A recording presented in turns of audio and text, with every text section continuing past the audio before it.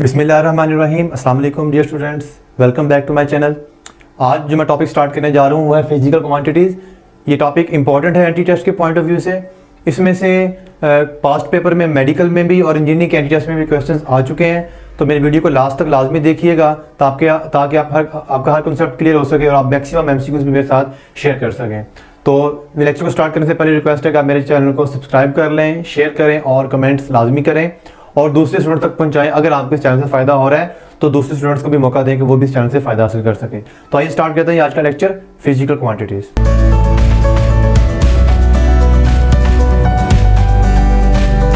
तो स्टार्ट कर लेते हैं फिजिकल क्वांटिटीज़ क्या होती हैं। तो as you know that according to definition all measurable quantities, all measurable quantities. अभी हम लोगों ने डेफिनेशन मैट्रिक में पढ़ी, लेवल्स में पढ़ी, एफएससी में पढ़ी। ये डेफिनेशन मैं बता दूं कि डेफिनेशन पास्ट पेपर में आ चुकी है। एक एंटी टेस्ट था मेडिकल का, था 2017 की बात है ये। उसमें ये डेफिनेशन पूछी जा चुकी थी। All measurable quantities are known as, और ऑप्शन दी हुई थी, आपने चूज करना फिजिकल क्वांटिटीज। तो ये बताने का मकसद ये है कि बाज़ औक़ात एंटी टेस्ट के अंदर डेफिनेशन भी पूछी जा सकती है और इसकी एग्जाम्पल हमें पास्ट पेपर से मिलती हैं। इसलिए हमें डेफिनेशन भी आनी चाहिए और उसके जो कॉन्सेप्ट हैं वो भी क्लियर होने चाहिए। तो ऑल मेजरेबल क्वांटिटीज, अब यहाँ पे एक बात तो बड़ी क्लियर होगी कि measurable quantities are known as physical quantities, but my question is what are the quantities. Have you ever thought what are the quantities? कभी किसी बच्चे ने जहमत की अपने टीचर से पूछने की किसी क्वांटिटीज क्या होती हैं? हमेशा बस रटा रटाया चीजें याद कर ली हुई हैं। All measurable quantities are known as physical quantity. Matric में पढ़ा, एफएससी में पढ़ा, इंटर लेवल पे पढ़ा, ए लेवल्स में पढ़ा, ओ लेवल्स में पढ़ा, लेकिन किसी बच्चे ने कभी जहमत की है कि सर क्वांटिटीज क्या होती हैं? आपको पहले क्वांटिटीज के बारे में पता होना चाहिए, फिर हम डिसाइड करेंगे कि वो मेजरेबल है कि नॉन मेजरेबल है। तो क्वांटिटीज क्या होती हैं? क्वांटिटीज हर वो चीज़ जिसके बारे में बात कर सकें, जिसको आप देख सकें, जिसको महसूस कर सकें। इन शॉर्ट, आपकी सराउंडिंग में जो कुछ है सबको क्वांटिटीज कहा जाता है। आपकी सराउंडिंग में जो कुछ है, आपकी लाइफ में जो कुछ पाया जाता है, आप जिसके बारे में बात कर सकते हैं, देख सकते हैं, सुन सकते हैं, महसूस कर सकते हैं, हर वो चीज़ क्वांटिटी है। आगे इनकी दो कैटेगरीज आ जाती हैं कि जो आपकी सराउंडिंग में है कि आप, या जो आप जिसके बारे में बात कर रहे हैं, क्या वो मेजरेबल है या नॉन मेजरेबल है। अगर वो मेजरेबल हो तो उसे बोल देते हैं फिजिकल क्वांटिटी, और अगर नॉन मेजरेबल हो तो हम उसे बोल देते हैं एब्स्ट्रैक्ट क्वांटिटीज या नॉन फिजिकल क्वांटिटी। अब वो कौन सी एग्जांपल्स हैं जिनमें जो मेजरेबल है और कौन सी एग्जांपल जो नॉन मेजरेबल है? अगर मैं आपसे पूछूंगा आप दिन में कितने घंटे सोते हैं, तो आप कहेंगे सर 5 घंटे सोता हूँ मैं, या 10 घंटे सोता हूँ, 6 घंटे सोता हूँ।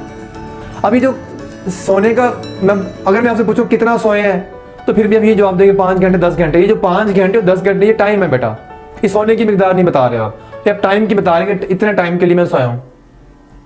ठीक है, तो कुछ क्वांटिटीज ऐसी होती है जिन्हें मेजर नहीं किया जा सकता, उन्हें नॉन फिजिकल क्वांटिटीज या एब्स्ट्रैक्ट क्वांटिटीज कहा जाता है। तो हमारे सिलेबस का पार्ट नहीं है, लेकिन मैं यहाँ पे डिस्कस कर रहा हूँ ताकि आपका कॉन्सेप्ट क्लियर हो। क्या कभी आपने अपने दोस्त से कहा भाई आओ आज खेलने चले और आज हम 10 किलो खेल कर आएंगे? ऐसा कभी नहीं हुआ, क्योंकि ये खेलने की जो मिकदार है वो मेजर नहीं कर सकते। हाँ, टाइम मेजर कर सकते हो कि आप 10 घंटे के लिए खेलेंगे, 5 घंटे के लिए खेलेंगे, लेकिन आप खेलेंगे कितना ये आप नहीं बता सकते। कभी आपकी वालदा मोहतरमा ने आपको कहा बेटा आज मुझ पर तुम पे 10 न्यूटन लाड आ रहा है, मुझसे प्यार आ रहा है तुम्हारे ऊपर? नहीं, ऐसा कभी भी नहीं होता। या आपने कभी कहा कि मैंने 5 न्यूटन सोना है आज, या 10 किलो गुस्सा आ गया मुझे, या 6 सेकंड मुझे रोना आ रहा है बेटा। तो ये इस तरह की चीज़ें जो होती हैं they are non measurable quantities. तो हमें फिजिकल क्वांटिटीज में रहते हुए बताना है कि ऑल मेजरेबल क्वांटिटीज। एग्जांपल आप कर सकते हैं लेंथ, मास, टाइम, एटसेट्रा एटसेट्रा। अब किसी भी फिजिकल क्वांटिटी को कंप्लीट डिस्क्रिप्शन के लिए दो चीज़ें चाहिए होती हैं। अगर मैंने किसी भी फिजिकल क्वांटिटी को डिस्क्राइब करना हो तो उसके लिए मुझे एक नंबर चाहिए होता है और साथ उसकी चाहिए होता है एक यूनिट।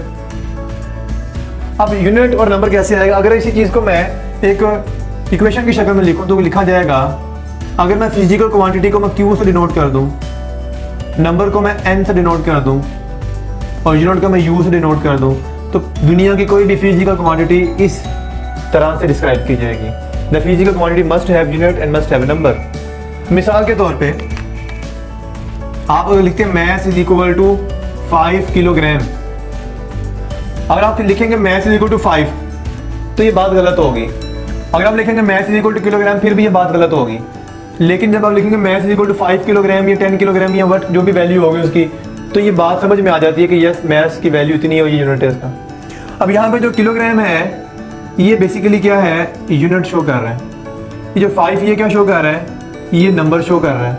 और ये m क्या है, m एक क्वांटिटी है। तो किसी भी क्वांटिटी की कंप्लीट डिस्क्रिप्शन के लिए दो चीज़ें मस्ट चाहिए होती है, number and unit.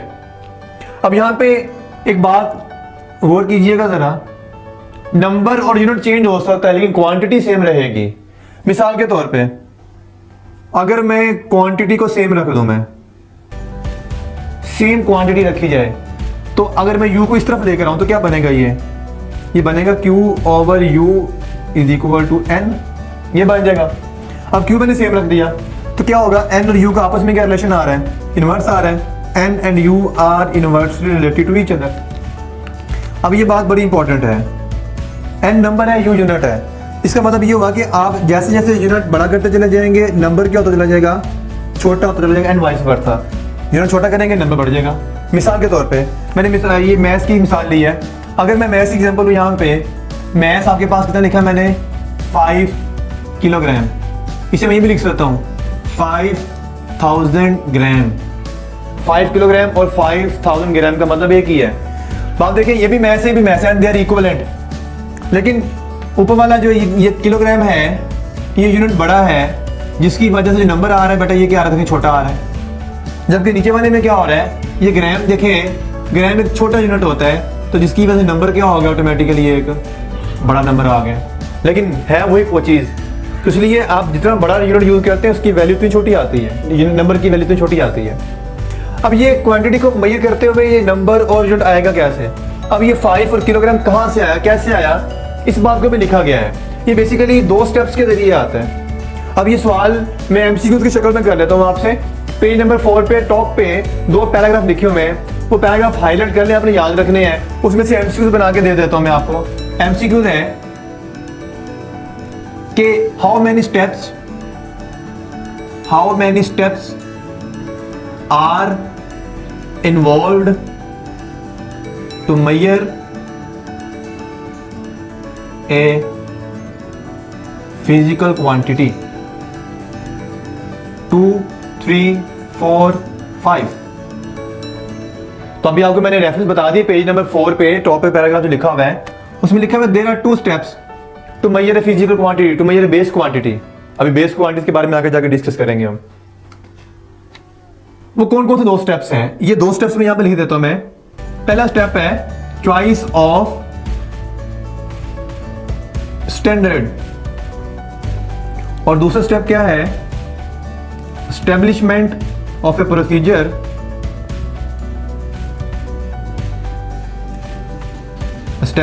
Procedure to compare with standard. अब इन 2 बातों को मैं जल्दी से एक्सप्लेन कर देता हूँ। वैसे आप लोगों ने एफएससी में या मैट्रिक में या ए लेवल्स में पढ़ा हुआ है आपने, लेकिन फिर भी मैं अपने लेक्चर में इसको एक्सप्लेन कर देता हूँ। आपने फर्क के लिए इस बोर्ड की लेंथ मुझे करनी है, तो लेंथ में करने के लिए मुझे 2 चीजें चाहिए होंगी, एक यूनिट और एक नंबर। यूनिट कैसे आएगा, नंबर कैसे आएगा, मैं इन 2 स्टेप्स को फॉलो करूंगा। पहले मैं करूंगा स्टैंडर्ड चूज करूंगा। स्टैंडर्ड क्या होता है, कोई भी हो सकता है, कुछ भी हो सकता है। मैं इस बोर्ड की लेंथ में करने के लिए इस मार्कर को एज स्टैंडर्ड बना लेता हूँ और इसका नाम रख देता हूँ मैं, इस मार्कर का नाम रख देता हूँ मैं, कोई भी नाम रख देता हूँ मैं। इस मार्कर का नाम है जी बेटा, सपोज करें 1 मीटर। 1 मीटर इसका नाम रखा है मैंने, ये स्टैंडर्ड है, इसके मैंने 1 मीटर कह दिया। तो जो स्टैंडर्ड होता है वही बेटा क्या होता है, यूनिट होता है। तो यहाँ पे लिख देता हूँ मैं, स्टैंडर्ड को यूनिट भी बोलते हैं। इस मार्कर को मैंने स्टैंडर्ड बना दिया, इसका नाम रख दिया मैंने 1 मीटर। पहला काम हो गया, स्टैंडर्ड चूज कर लिए, आपकी मर्जी है। उसके बाद मैं करूंगा कंपेयर करूंगा स्टैंडर्ड से। कंपेयर करें जरा, यहाँ पे लिखेंगे, देखें 1 2 3 4 5 6 7 8 9 10 11 11.5। अब मैंने इसका नाम रखा हुआ है 1 मीटर। इसको जब बोर्ड से कंपेयर किया तो पता चला ये कितने बनते हैं, 11.5 मीटर। अभी जो 11.5 क्या आ गया, नंबर आ गया। तो मैंने पहले स्टेप में स्टैंडर्ड चूज किया, कुछ भी हो सकता है, और दूसरे स्टेप में मैंने उसको कंपेयर करके नंबर हासिल कर लिया। तो दीज आर द 2 स्टेप्स। इसके बाद जो आपने स्टैंडर्ड चूज करना होता है वो किस तरह का स्टैंडर्ड होना चाहिए, क्या आप कुछ भी चूज कर सकते हैं। मैंने मार्कर क्यों चूज किया, क्योंकि मेरी एक्सेस में था ये, मेरी अप्रोच में था ये, एक बात। दूसरी बात, स्टैंडर्ड चूज करते हुए आपने ख्याल रखना है, एक तो एक्सेसिबल होना चाहिए और दूसरी बात वो इनवेरिएबल होना चाहिए। अगर मैं स्टैंडर्ड चेंज करके कोई कुछ और कर देता हूँ, लाइक अगर मार्कर की लेंथ चेंज कर दी मैंने, तो फिर जारी बात है इसकी जो वैल्यू होगी वो कुछ और आएगी। इसलिए आप जो स्टैंडर्ड चूज करते हैं उसकी दो खास बातें होनी चाहिए। वही पेज नंबर 4 पे टॉप पे जो दो पैराग्राफ है दूसरे पैराग्राफ में लिखा हुआ है, ठीक है। तो कैरेक्टरिस्टिक्स ऑफ स्टैंडर्ड, ये हेडिंग दे देता हूं मैं, कैरेक्टरिस्टिक्स ऑफ स्टैंडर्ड। दो बातें होनी चाहिए। नंबर 1, एक तो वो एक्सेसिबल होना चाहिए। एक्सेसिबल का मतलब है वो आपकी अप्रोच में हो, आप इसे इजीली यूज कर सकें। और नंबर 2, इनवेरिएबल। ये दो बातें पूरी करने के बाद ही आप स्टैंडर्ड को चूज करेंगे। तो ये था हमारा फिजिकल क्वांटिटीज। अब इसमें से क्वेश्चंस कैसे कर सकते हैं, एक बात याद रखिए कि बच्चा एंटी टेस्ट में क्वेश्चंस को पूरा सुने बगैर, पूरा पढ़े बगैर, ऑप्शंस को पूरा देखे बगैर आपने कभी भी आंसर नहीं करना। अब इसको आइडिया हो जाएगा आपको। अभी मैं आपको इंशाल्लाह अपने एमसीक्यूज में वो सिखाता चला जाऊंगा अपने पेपर में कैसे परफॉर्म करना है और कैसे आपने सही टिक करना है, सही आंसर पर पहुंचना है फौरन से पहले। तो उसके लिए मेरे पास कुछ क्वेश्चंस हैं, आइए क्वेश्चन देख लेते हैं। क्वेश्चन है, मैंने एक्सप्लेन कर दी डेफिनेशन क्या कुछ होता है, कैसे मेजर किया जाता है। अब नेक्स्ट बात आती है कि how many physical quantities are, how many physical quantities are, कितनी है। ऑप्शन में लिखता हूं बेटा मैं 2, 3, 7, मोर देन 7। एक बात मैं क्लियर कर दूं कि आपने जब भी मेरे एमसीक्यू पूछना है आपने फौरन से वीडियो पॉज करनी है, पहले उसका खुद से आंसर सोचना है और फिर आपने वीडियो प्ले करके मेरा आंसर सुनना है। इस तरह आपकी तैयारी होगी। और आप सिर्फ सुनते चले जाएंगे, सर ने क्वेश्चन लिखा और मैंने आंसर नोट सुन लिया और रटा मार लिया, बेटा ऐसे आपकी प्रिपरेशन नहीं होगी। इसलिए आपसे रिक्वेस्ट है कि आपने जब भी मैंने क्वेश्चन लिखना है आपने फौरन वीडियो पॉज करनी है, क्वेश्चन को और ऑप्शंस पे पूरी तसल्ली से गौर करना है, आंसर सोचना है और फिर प्ले करके आपने इसको आगे चलना है। तो बहरहाल क्वेश्चन आ गया, how many physical quantities are. आप में से बहुत सारे स्टूडेंट्स का दिमाग चल रहा है 7 के ऊपर और कुछ बच्चों का 2 के ऊपर भी चल रहा है। अब 2 आंसर भी गलत है, 7 आंसर भी गलत है, जबकि इसका राइट आंसर क्या है, मोर देन 7। अब ऐसा क्यों हुआ? जो बच्चे 2 को चूज करना चाह रहे थे, मुझे पता क्यों करना चाह रहे थे, वो ये सोच रहे होंगे 2 तरह की फिजिकल क्वांटिटीज होती हैं, base quantities and direct quantities. तो ये मैंने पहली बात तो ये नहीं पूछा कि टाइप्स कितनी है, मैंने पूछा कि कितनी क्वांटिटीज हैं। तो यहाँ पे आंसर क्लियर होना चाहिए कि 2 नहीं है, क्योंकि 2 क्या होती है, ये तो क्या है, टाइप्स हैं। कौन कौन सी? इनमें एक आती है बेस और एक आती है डिराइव, जबकि हमारा सवाल टाइप्स के हवाले से नहीं है। 7, जो बच्चे 7 सोच रहे थे, मुझे पता है उनके ज़हन में क्या चाह रहा था, उन्होंने पढ़ा वह 7 क्वांटिटीज होती है, लेकिन उन्होंने ये गौर नहीं किया कभी कि 7 बेस क्वांटिटीज होती हैं। तो 7 बेस क्वांटिटीज है, ये सवाल था बेस क्वांटिटीज का। अब मैंने तो बेस क्वांटिटीज से रिलेटेड क्वेश्चन किया ही नहीं है, मैंने पूछा फिजिकल क्वांटिटीज कितनी है। तो there are infinite physical quantities, कोई नंबर इनकी फिक्स नहीं है। आप गिनते चले जाए, इसमें बेस भी आ जाएंगी, डिराइव्ड भी आ जाएंगी, दुनिया भर की जितनी भी क्वांटिटीज हैं वो सारी की सारी आ जाएंगी उसके अंदर। तो ये आपने देखा कि अगर जल्दबाजी करेंगे तो बेटा आंसर गलत हो जाएगा, क्योंकि आपने याद किया बस 7 होती, लेकिन कभी गौर नहीं किया कि 7 तो सिर्फ बेस होती हैं। इसलिए आपने क्वेश्चन को बड़े गौर से ध्यान से देखना है, पेपर के अंदर ऑप्शंस पे गौर करना है और फिर तसल्ली से उसका आंसर करना है बेटा। लेकिन उसके लिए आपको प्रैक्टिस करनी है और आपने कैसे जल्द से जल्द आंसर निकालना है, कम से कम टाइम यूज करना है, वो इंशाल्लाह मेरे लेक्चर्स में आप सीखते चले जाएंगे। इसका आंसर आ गया मोर देन 7। अब आगे मैं नेक्स्ट स्टेप में चलता हूँ। इसकी चूंकि टाइप्स आई थी 2, तो टाइप्स की बात कर लेते हैं। There are 2 types of base quantities. मैं पहले ही बता चुका, बेस एंड डिराइव। अब बेस क्वांटिटीज क्या होती हैं? Base quantities are those quantities which are independent to each other. Definition देते हैं, इंडिपेंडेंट क्वांटिटीज होती हैं। इसको मेजर करने के लिए हम ये स्टेप्स फॉलो करते हैं जो हमने पहले कर चुके हैं, लेकिन डिराइव्ड क्वांटिटी को मेजर करने के लिए हम ये स्टेप्स फॉलो नहीं करते, क्योंकि डिराइव्ड क्वांटिटी का फॉर्मूला बना लिया जाता है। तो इसलिए कहते हैं ये डिपेंडेंट है, ये dependent to base quantities. Example आपको पता है, length mass time, length mass time, इसका कोई फार्मूला नहीं होता, लेंथ का कोई फार्मूला नहीं होता, मैथ का कोई फार्मूला नहीं है, टाइम का कोई फार्मूला नहीं है, बल्कि आप इसको इंस्ट्रूमेंट के जरिए मेजर करते हैं। लेकिन यहाँ पे आ जाए तो आप बेशुमार एग्जाम्पल हैं, फोर्स है, एक्सेलरेशन है, एटसेट्रा एटसेट्रा। ठीक है, फोर्स का भी फॉर्मूला है। तो बहरहाल डिराइव्ड क्वांटिटीज और बेस क्वांटिटीज, अगर आपसे पूछा टाइप्स कितनी, हम कहते हैं 2 हैं। अब मैं यहाँ से नेक्स्ट क्वेश्चन कर लेता हूँ मजीद। फिर वही बात है कि आपने क्वेश्चन सुनते साथ ही, ऑप्शन देखते साथ ही आपने फौरन वीडियो को पॉज करना है, फिर आंसर सुनना है मेरा नेक्स्ट क्वेश्चन है, how many base quantities are. अब मेरा सवाल बेस क्वांटिटीज का है, 3, 4, 7, all of this. Video pause करें और आंसर सोचें। अब देखिएगा जरा, आप में से बच्चों ने, बल्कि मोस्टली स्टूडेंट ने क्या लगाया होगा, 7, क्योंकि अब तो मेरा सवाल बेस क्वांटिटी से रिलेटेड है, नो डाउट, जबकि आपका आंसर फिर भी गलत है। बेस क्वांटिटी 7 होती है, ये बात गलत नहीं है, लेकिन इस क्वेश्चन के मुताबिक आपका आंसर 7 नहीं बनता। अब इसमें गौर से पढ़ लें, हाउ मेनी बेस क्वांटिटीज के बारे में तो पूछा गया आपसे, इसका आंसर है all of these.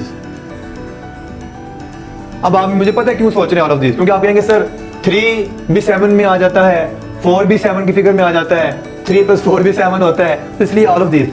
Entry test में बेटा क्या देखिएगा, बेशक वो मेडिकल का हो, बेशक वो इंजीनियरिंग का हो, आपको करेक्ट आंसर की बजाय बेस्ट आंसर को चूज करना होता है, और यहाँ पे best answer all of these है। अब आप सोचेंगे क्यों, वो इसलिए क्योंकि यहाँ पे देखें, आपने पढ़ा हुआ 7 बेस क्वांटिटीज होती हैं, वो उनके नाम, लेंथ, मास, टाइम, टेम्परेचर भी लिख दूंगा मैं आगे सामने। लेकिन यहाँ पे एक बात नोट करने वाली है कि यहाँ पर आपने पढ़ा हुआ है 7 बेस क्वांटिटीज इन सिस्टम इंटरनेशनल। सिस्टम इंटरनेशनल में सिर्फ 7 होती हैं और किसी सिस्टम में 7 नहीं होती।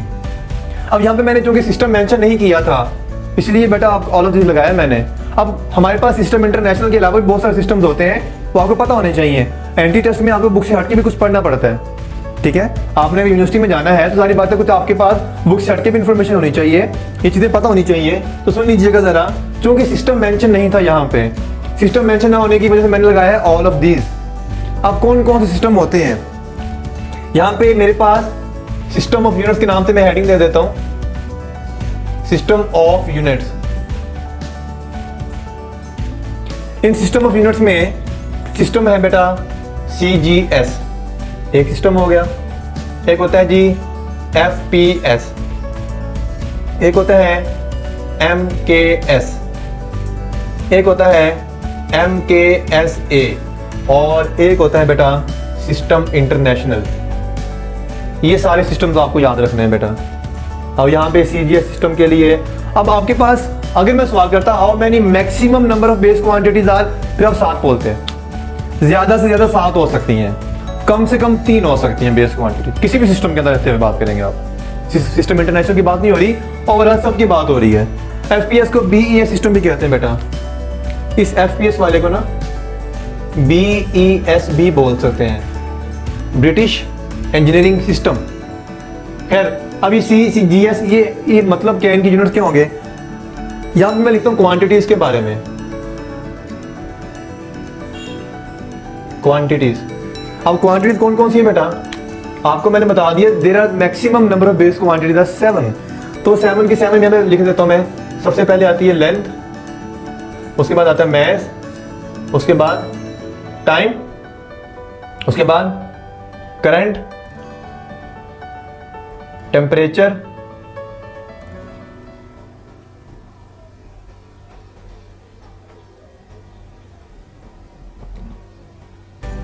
luminous intensity,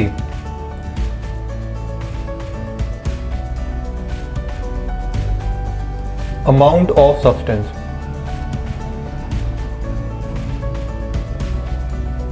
अब एक बात यहाँ पे गलत लिखी हुई है, FSC की बुक्स में गलत बात मेंशन है। यहाँ पे लिखा हुआ है इंटेंसिटी ऑफ लाइट, जो कि बात गलत है। इंटेंसिटी ऑफ लाइट एक डिराइव्ड क्वांटिटी है, जबकि बेस क्वांटिटी होती है लुमिनस इंटेंसिटी। इसलिए बात बेटा आप बुक से ठीक कर लीजिएगा, बुक में गलत लिखी हुई है, टेबल में गलत लिखी हुई है, पैराग्राफ में ठीक लिखी हुई है। अब यहाँ पे मैं टेबल को कंप्लीट करने जा रहा हूँ। मैं डिफरेंट सिस्टम्स के अंदर रहते हुए मैं इनके यूनिट्स को यहाँ पे लिखने जा रहा हूँ मैं।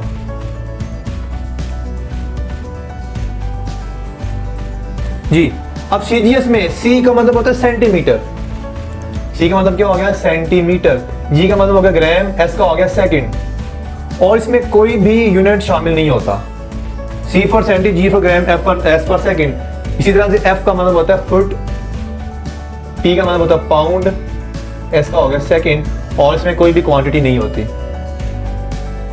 M का मतलब होता है मीटर, K का मतलब किलोग्राम, S का मतलब सेकंड, इसमें और कोई क्वांटिटी नहीं होती। इसी तरह से M का M का मतलब मीटर, K का मतलब किलोग्राम, S का मतलब सेकंड और A का मतलब एम्पियर, और इसमें कोई क्वांटिटी नहीं होती। और सिस्टम इंटरनेशनल में आप जानते हैं, याद रखिएगा, जो MKS सिस्टम है उसी को एक्सटेंड करके SI सिस्टम बनाया गया था। पहले MKS ही चलता था, उसको फर्दर ऐड करके उसमें 7 क्वांटिटीज बढ़ा के ऐसे बना दिया गया, metre, kilogram, second, ampere, temperature क्या होता है केल्विन, ये होता है कैंडेला और ये होता है जी मोल। तो आप देख सकते हैं कि इस सिस्टम के अंदर सीजीएस में सिर्फ 3 आ रही हैं, एफपीएस में भी 3 आ रही हैं, एमकेएस में भी 3 आ रही हैं, इसलिए 3 ऑप्शन ठीक बनता है क्योंकि सिस्टम मेंशन नहीं है। एमकेएस में 4 आती है, 4 वाला भी ठीक बनता है क्योंकि सिस्टम मेंशन नहीं है। और ऐसे में 7 आती हैं, तो सबको देखा जाए तो ऑल ऑफ दिस बनता है। 3 भी हो सकती हैं, 4 भी हो सकती हैं, 7 भी हो सकती हैं, ऑल ऑफ दिस। सवाल की मैं वैरायटी भी बता देता हूँ मैं आपको। How many maximum number of base quantities are 7। How many minimum number of base quantities are 3। How many base quantities in CGS system 3. How many base quantities in MK system 3. How many base quantities in MKSA system 4. How many base quantities in SI system 7.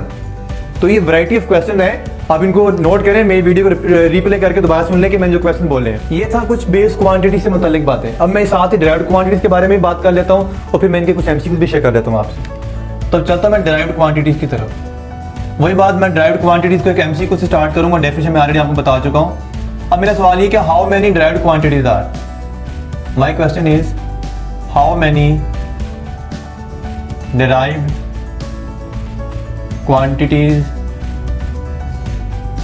Are. Option 3, 7, 9, infinity. तो इसका answer है infinity, क्योंकि derived quantity बेशुमार है। 7 के बाद जो भी बनेंगे सारी के सारे डिराइव्ड बनेंगे, they are infinite derived quantities. अब डिराइव्ड क्वांटिटीज की एग्जांपल बता चुका हूं, अब मैं कुछ यूनिट्स बताना चाहता हूं मैं कि जैसे फोर्स एक डिराइव्ड क्वांटिटी है। फोर्स क्वांटिटी होगी, इसी तरह से एनर्जी भी एक क्वांटिटी होगी। मैं सिर्फ इन 2 की बात कर देता हूं क्योंकि इनकी ज़्यादा जरूरत पड़ती है आपको, इसके अलावा बहुत कम जरूरत पड़ेगी आपको। यहाँ पे लिख दी मैंने क्वांटिटी का नाम लिख दिया मैंने। यहाँ पे मैं इनका सीजीएस यूनिट लिख देता हूँ मैं, ठीक है। और यहाँ पे लिखूंगा मैं इसका एसआई यूनिट, क्योंकि नॉर्मली सीजीएस और एफपीएस यूज हो रहे थे हमारे। अब फोर्स का जो सीजीएस यूनिट होता है वो होता है डाइन, और एनर्जी का होता है अर्ग, इसका होता है न्यूटन, इसका होता है जूल। अब इनको आपस में अगर इनकी मैं चेक करूँ कि क्या इक्वालिटी होती है, तो जो 1 न्यूटन होता है वो होता है 10 की पावर 5 डाइन्स। और अगर आप इस 10 की पावर 5 डाइन्स को इधर लेकर आ जाएं तो ये बन जाता है, और ये रह जाएगा 1 डाइन, ये आ जाएगा 10 की पावर -5, तो आ जाएगा 10 की power -5 newton is equal to 1 dyne, ठीक है। इसी तरह से अगर मैं बात करूं 1 जॉल की, तो 1 जॉल होता है 10 की पावर 7 अर्ग। और जब मैं इस 10 की पावर 7 अर्ग इधर लेकर आऊंगा तो ये क्या बन जाएगा, 10 की power -7 joule is equal to 1 erg. इसी तरह से मैं कुछ अदर क्वांटिटीज की जो इक्वालिटीज है वो लिख देता हूँ। अदर इक्वालिटीज ये आप याद कर लें, आपको आइडिया हो जाएगा। ये लिखूंगा मैं तो आपको पता चल जाएगा ये किस किस यूनिट की, किस क्वांटिटी की यूनिट्स हैं।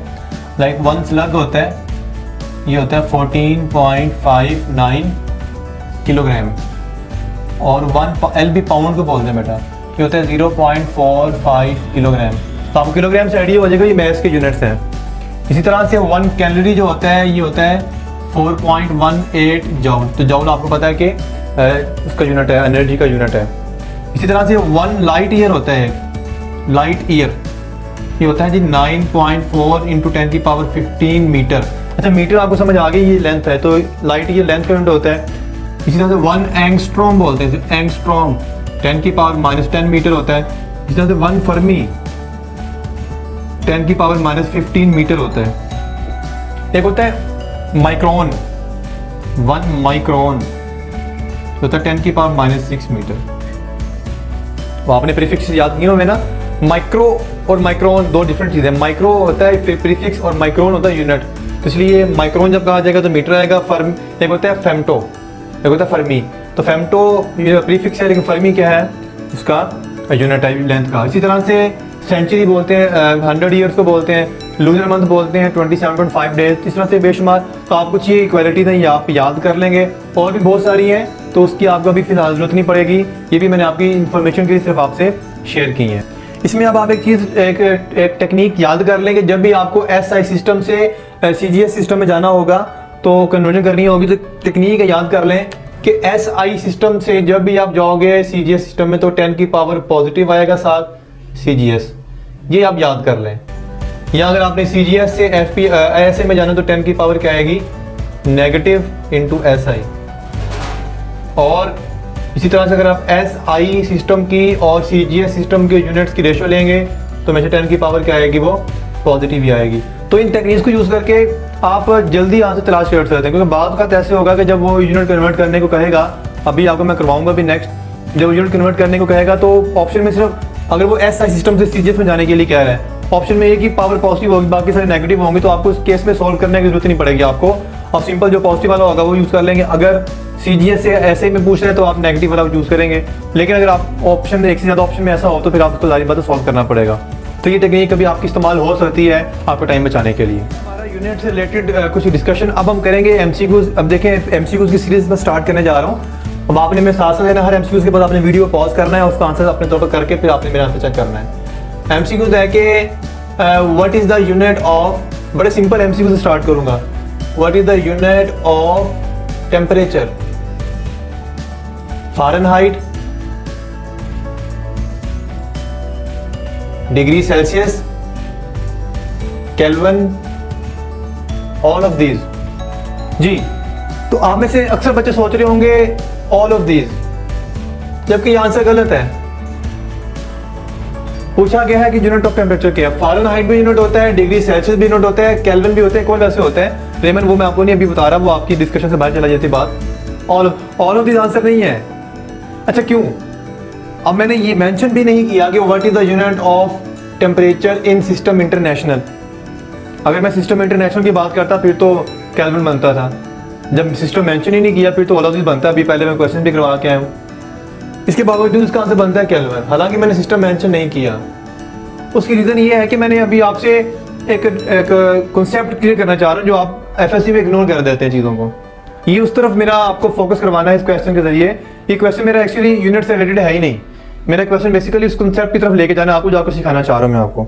आप लोगों ने यूनिट्स को लिखने के तरीकेकार पढ़े हुए हैं कि जब भी यूनिट को लिखा जाता है कि अगर स्मॉल लेटर हो, तो मैं यहाँ पे रिवाइज करवा देता हूँ। अगर आपने कंप्लीट यूनिट लिखना है, कंप्लीट यूनिट लिखना है तो आपको याद होना चाहिए कि आपने वो स्मॉल लेटर्स यूज करने होते हैं, स्मॉल लेटर्स। और अगर आपने सिंबल यूज करना हो, यूनिट का सिंबल यूज करना हो, तो आप यूज करते हैं हमेशा कैपिटल। अब इसको मैं यूं याद दहानी करवा देता हूं आपको। अगर आपने न्यूटन लिखना हो, अगर आप ऐसे लिखेंगे न्यूटन तो गलत है, क्योंकि ये न्यूटन कैपिटल N बड़ा है, ये साइंटिस्ट का नेम है। और आप ऐसे लिखेंगे न्यूटन तो ये ठीक है, ये ऐसे लिखेंगे तो ये भी ठीक है। सिंबल कैपिटल, फुल लेटर से स्मॉल रखने हैं आपने कंप्लीट नेम में। अब यहाँ पे गौर किया जाए तो फ़ारेनहाइट का F क्या आ रहा है, कैपिटल आ रहा है, इसलिए मैंने कहा फिर गौर करना है। ये बेसिकली इस तरह के क्वेश्चन पेपर में नहीं आते, क्योंकि पेपर जो होता है वो कंप्यूटराइज्ड होता है, कंप्यूटर इस तरह की चीज़ों को नोट नहीं कर रहा होता। ये एक्चुअली आपको सिखाने का मकसद था मेरा कि उस चीज़ तरफ लेके जाऊँ कि जो आपने इग्नोर की हुई हैं चीज़ें। फ़ारेनहाइट कैपिटल लिखा हुआ है, हम नहीं लिख सकते, इसका मतलब फ़ारेनहाइट साइंटिस्ट का नेम है, ये यूनिट का नाम नहीं लिखा हुआ, तो इसका ये आंसर क्या होगा, गलत होगा। अगर सिंबल लिखना है तो कैपिटल, ये C क्या होना चाहिए था, कैपिटल, ये C होना चाहिए था ऐसे, डिग्री सेल्सियस ऐसे होना चाहिए था, ये बात भी क्या होगी, ये गलत। अब केल्विन जो है यूनिट भी है और तमाम रूल्स को फॉलो भी कर रहा है, इसलिए आपने यूनिट्स को लिखते हुए ख्याल रखना है कि आपके स्मॉल लेटर्स होने चाहिए अगर पूरा लिखना है, और कैपिटल लेटर सिंबल यूज़ करना अगर आपने एक सिंबल यूज़ कर रहे हैं उसका। ये कन्वेंशन है यूनिट्स को लिखने की। इसी तरह से एक इम्पोर्टेंट कन्वेंशन जो आपको मैं यहाँ पे मेंशन कर देता हूँ, इम्पोर्टेंट कन्वेंशंस। एक कन्वेंशन मैंने आपको MCQ के जरिए कवर करवा दी, दो और इम्पोर्टेंट कन्वेंशन है। एक कन्वेंशन ये है कि कंपाउंड प्रीफिक्स कभी भी नहीं लिखा करते आप, compound prefixes are not allowed. अब आपने बुक से पढ़ लेना है जहाँ पे टॉपिक लिखा हुआ है आपकी, यानी आप माइक्रोमीटर नहीं लिख सकते। दो प्रीफिक्स कोई भी हो आपने इकट्ठे नहीं लिखने, ये गलत होगा। अगर लिखना भी है तो आप लिख लें इसको, क्योंकि ये भी 10 की पावर -6, अभी नेक्स्ट प्रीफिक्स के बारे में पढ़ेंगे। 10 की पावर -6 होता है, ये भी 10 की पावर -6 होता है, कितना हो जाएगा ये 10 की पावर -12 मीटर। आप इसे लिख सकते हैं पिकोमीटर। तो ये बात क्या होगी, बिल्कुल ठीक होगी। एक ये कन्वेंशन आ गई। सेकंड कन्वेंशन ये है कि आपने बाद में लिखा होता है किलोमीटर स्क्वायर, तो बाद में बच्चे समझते हैं कि स्क्वायर क्या होगा, ये सिर्फ मीटर का, जबकि इसका मतलब होता है किलोमीटर का होल स्क्वायर। अब आपको पता है कि 1 किलो जो होता है वो होता है 10 की पावर +3, ये भी प्रीफिक्स में बात करेंगे। लेकिन जब स्क्वायर होगा तो 1 किलो स्क्वायर क्या हो जाएगा, 10 की पावर +3 का square, that is equal to 10 की पावर +6। इसका मतलब है इस किलोमीटर की जगह पर आप क्या लिखेंगे, 10 की पावर +6 और 7 मीटर स्क्वायर। तो आपने ये कन्वेंशन याद रखनी है। ये कुछ 2-3 कन्वेंशन इनको रिवाइज करवाना भी मेरा आज के लेक्चर का हिस्सा था, इसलिए इनको ध्यान से नोट कर लीजिएगा। यानी कि एमसीक्यू, अब मैं सारे एमसीक्यूज ही करूंगा आपसे यूनिट से रिलेटेड, उसके बाद फिर प्रीफिक्स का टॉपिक भी कवर करेंगे, आज का लेक्चर खत्म हो जाएगा। तो एमसीक्यूज में सबसे पहला है यूनिट ऑफ मास इज। मास का यूनिट क्या होता है, slug, pound, kilogram, all of these. तो राइट ऑप्शन क्या बनता है बेटा, ऑल ऑफ दीज, क्योंकि सिस्टम मेंशन नहीं किया गया। ये तो बड़ा सिंपल क्वेश्चन था। अब देखिए इसी क्वेश्चन को जरा ट्रिकी बना के वो कैसे आपको दे सकता है पेपर में, देखिएगा जरा। In relation F is equal to MA unit of MR। इस फॉर्मूले में M के यूनिट्स क्या हैं? अगर ऐसा क्वेश्चन आ जाए फिर आप सिस्टम इंटरनेशनल को ही फॉलो करेंगे। अब देखिएगा जरा, ये ऑप्शन देते हैं जी किलोग्राम, किलोग्राम पर मीटर, किलोग्राम पर second, all of this. Math है नो डाउट, हम आंसर लगा देंगे किलोग्राम, ठीक है। ये भी कोई क्वेश्चन मुश्किल नहीं था। अब देखिए मैं आहिस्ता स्टेप बाय स्टेप मुश्किल की तरफ लेके जा रहा हूं मैं आपको। एमसीक्यू है in relation A is equal to mv over capital M, the unit of mr। Again option देता है किलोग्राम, किलोग्राम पर मीटर, किलोग्राम पर सेकेंड या ऑल ऑफ दिस। अब इसका आंसर किलोग्राम नहीं है, अब इसका आंसर किलोग्राम पर सेकेंड है। अब ये कैसे किलोग्राम पर सेकेंड है, अभी देख लेते हैं। देखिए हमने कहावत सुनी है, all that glitters is not gold. हर चमकती हुई चीज सोना नहीं होती। इसी तरह से कुछ इसी तरह मिलती जुलती बात आज मैं बताने लगा हूं मैं आपको। हर फॉर्मूले में एम का मतलब मैच नहीं होता। मैंने आपको ये चीजें क्लियर करनी है अपने लेक्चर्स के थ्रू बेटा, कि आपने रटी टाइप चीजों पे नहीं चलना, लकीर के फकीर नहीं बनना। आपको चीजों के बारे में अंडरस्टैंडिंग होनी चाहिए, उसकी गहराई पता होनी चाहिए आपको। अब आपको फॉर्मूले में कैसे स्मॉल एम का पूछा, कैपिटल एम पूछता तो फिर किलोग्राम था, स्मॉल एम किलोग्राम पर सेकेंड, अब कैसे पता चला। अब इस तरह क्वेश्चन आ जाए तो मैं आपको बता देता हूँ, आपने बिल्कुल आंखें बंद करके इसमें मैंने सॉल्व नहीं किया था। क्यों सॉल्व नहीं किया, क्योंकि मैंने अभी अगले वाले सवाल सॉल्व करने हैं। तो आपने जब फॉर्मूला दिया जाए आपको और उसमें से किसी एक चीज के बारे में पूछा इसका यूनिट बताएं, तो आपने बस आंखें बंद करके आंसर नहीं करना, उसको प्रॉपर सॉल्व करना है बेटा। अब इसका सोल्यूशन चेक करें जरा। इसका सोल्यूशन क्या है कि आपने स्मॉल एम का फाइंड करने हैं, बाकी आपको बताएगा ए एक्सेलरेशन है, बी वेलोसिटी है, एम मास है, कैपिटल एम मास है। या आपको मेंशन करेगा, मैंने फॉर सेव कन्वीनियंस मैंने नहीं मेंशन किया, आपको पेपर में मेंशन होगा कि ये क्वांटिटी कौन कौन सी हैं। तो आपके पास कहता है जी M B over capital M, तो क्या आपके पास आ गया, या इसको अरेंज करें जरा। आपने स्मॉल एम चाहिए तो क्या आएगा, M A capital M A over V. इसको सॉल्व करें जरा। किलोग्राम इसके क्या होते हैं, ए के मीटर पर सेकंड स्क्वायर, ओवर वेलोसिटी क्या होती है, मीटर पर सेकंड। अब ये मीटर से मीटर कैंसिल हो रहा है बेटा, और एक सेकंड से एक सेकंड कैंसिल हो रहा है, और बाकी आपके सामने बच रहा है किलोग्राम पर सेकंड। तो आपने देखा किलोग्राम पर सेकंड आया है। अब ये कैसे आया, क्यों आया, ये आपने chapter number 3 rocket propulsion topic में पढ़ा, पर डिटेल लिखी हुई है, आप पढ़ लीजिएगा। अच्छा इसी तरह के कोर्स और मैं कर लेता हूं। In relation F is equal to, यह फॉर्मूला है V is equal to √F over M, the units of MR। Again वही फोर्स है, वेलोसिटी है। ये फॉर्मूला आप लोगों ने chapter number 8 stationary waves in stretching में पढ़ा होगा।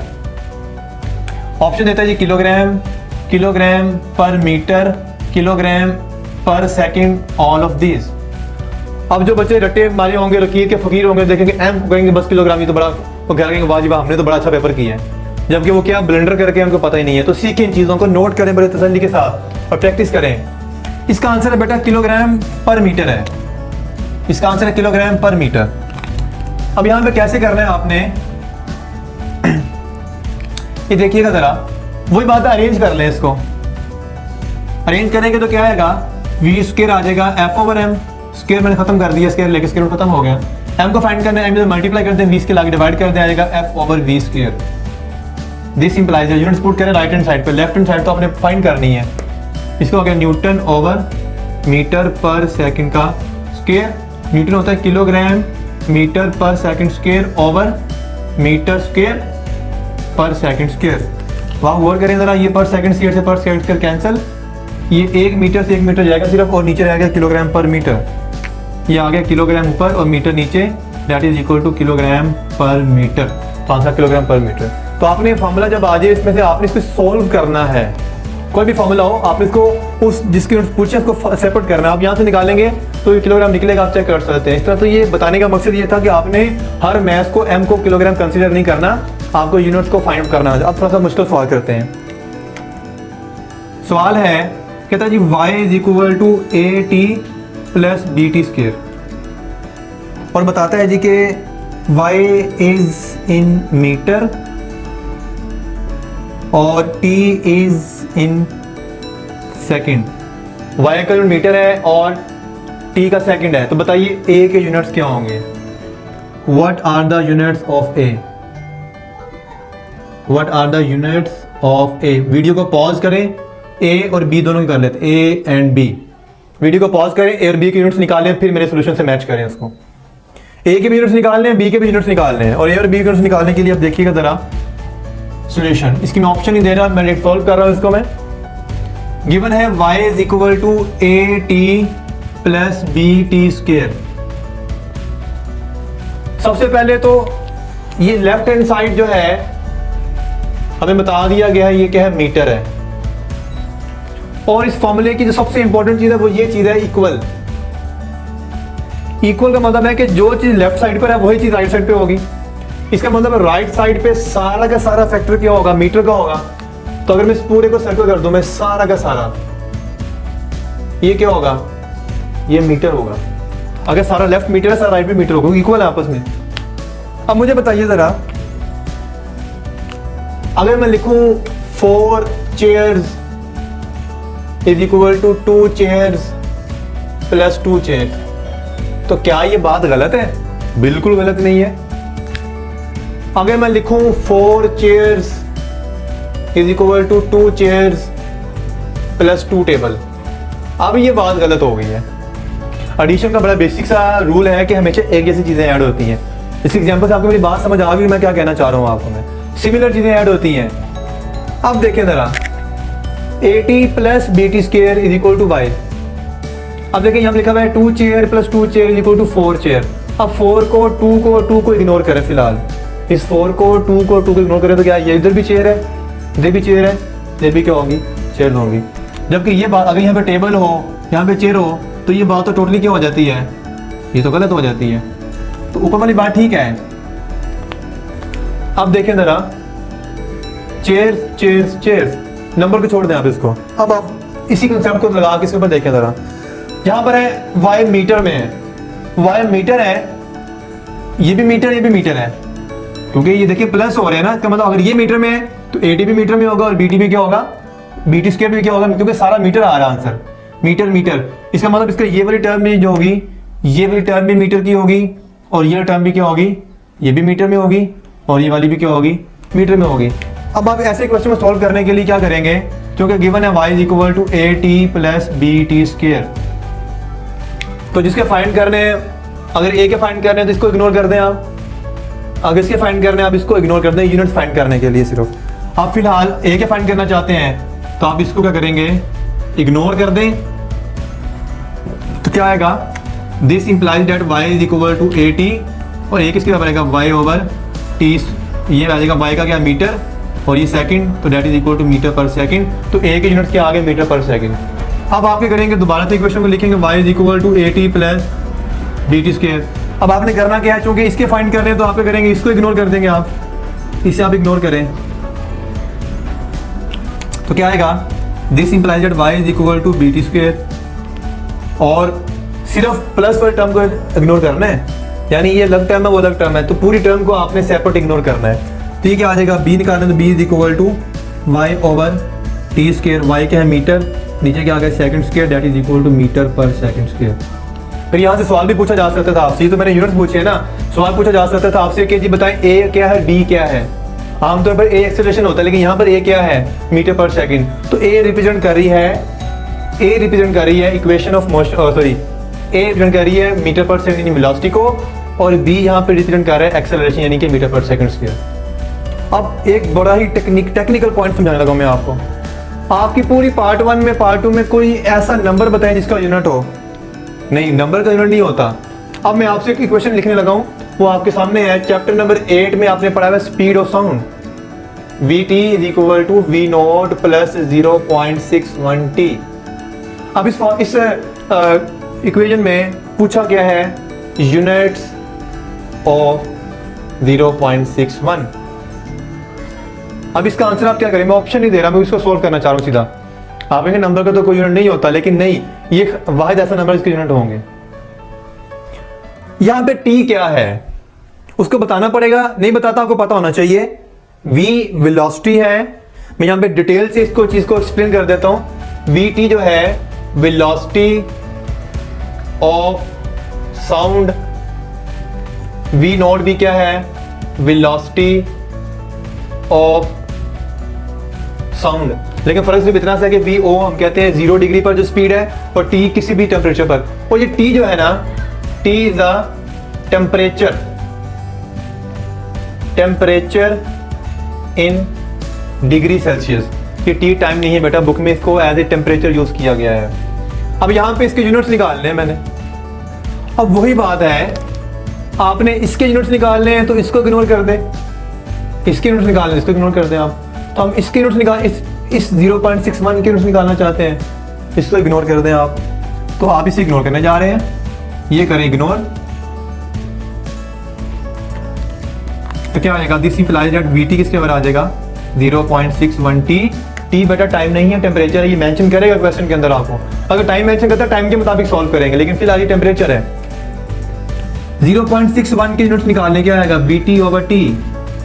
अब यहाँ से निकलेंगे क्या बनेगा, वेलोसिटी क्या होती है, मीटर पर सेकंड, ये तो हो गया यूनिट्स इसके। टेम्परेचर मैंने बताया डिग्री सेल्सियस, क्या कहेंगे डिग्री सेल्सियस, तो क्या बन जाएगा, दिस इंप्लाइज दैट मीटर पर सेकंड पर डिग्री सेल्सियस, मीटर पर सेकंड पर डिग्री सेल्सियस, इसका क्या आएगा आंसर आएगा बेटा। यहाँ अगर पर केल्विन भी कह सकते हैं इसको, अगर केल्विन में होगा तो बहरहाल इस तरह से यूनिट्स को निकालना सिखाया मैंने आपको। अब आप इस एग्जांपल से आपको समझ आ जानी चाहिए कि नंबर के भी यूनिट्स हो सकते हैं, डिपेंड्स अपॉन द रिलेशन। ये अभी मैं स्टार्ट करने जा रहा हूँ प्रीफिक्सेस के बारे में।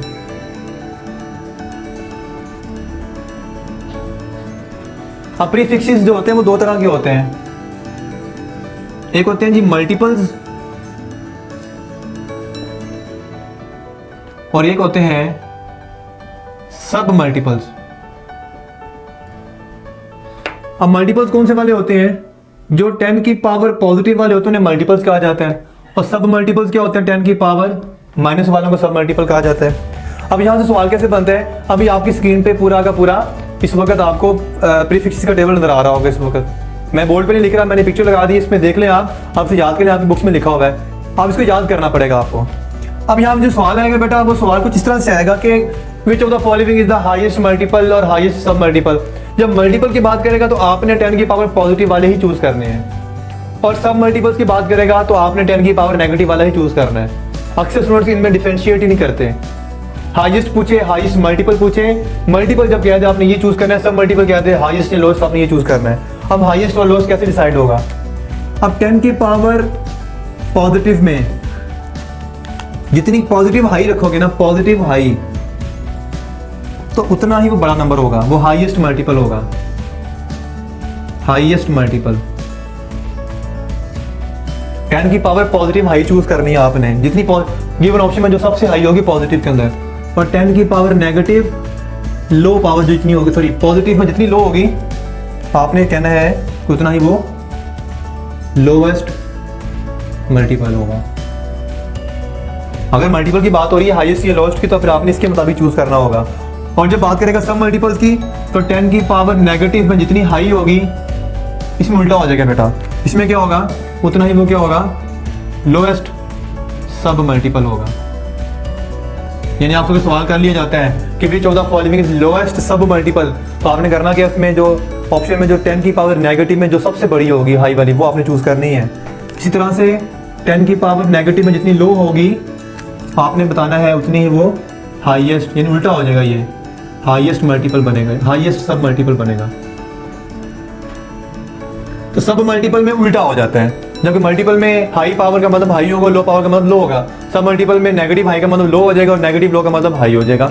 तो आपने इस बात का ध्यान रखना है। तो आपसे सवाल मैं ज़ुबानी शेयर कर देता हूँ कि हाईएस्ट ये मैंने शेयर कर दिया आपसे। इसके अलावा आपसे पूछा जा सकता है असेंडिंग एंड डिसेंडिंग ऑर्डर। तो आपकी एफएससी की बुक में ऊपर से नीचे की जानिब, आपकी एफएससी की बुक में इस वक्त आपको स्क्रीन पर नजर आ रहा है, आपको ऊपर से नीचे ये पिक्चर जो आपकी एफएससी की बुक से ली है मैंने, ऊपर से नीचे की तरफ आप लो से हाई की तरफ जा रहे हो। ऊपर से नीचे की तरफ एरो लगा लें, ऊपर से नीचे की तरफ क्या कर रहे हैं, वैल्यूज डिक्रीज कर रही हैं। ऊपर से नीचे की तरफ इंक्रीजिंग ऑर्डर आ रहा है, सॉरी डिक्रीज नहीं कर रहा, इट इज इंक्रीजिंग ऑर्डर।